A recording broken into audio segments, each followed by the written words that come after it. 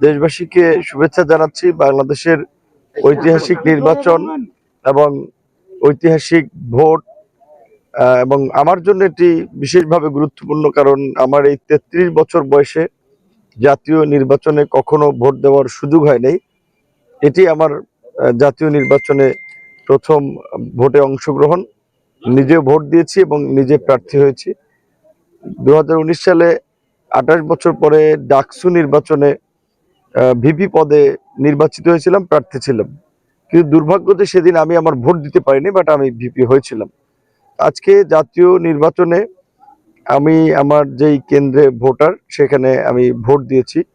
আর পরিবেশের দিক থেকে বলতে গেলে যে এখানে গত 4-5 দিন ধরে পরিবেশের একটা চরম অবনতি, বিশেষ করে স্বতন্ত্র প্রার্থী কর্তৃক আমার প্রার্থীদের বাসা বাড়িতে অগ্নিসংযোগ, অফিসে অগ্নিসংযোগ, হামলা মামলা এবং প্রশাসনের একটা প্রশ্নবিদ্ধ ভূমিকা আমি লক্ষ্য করেছি।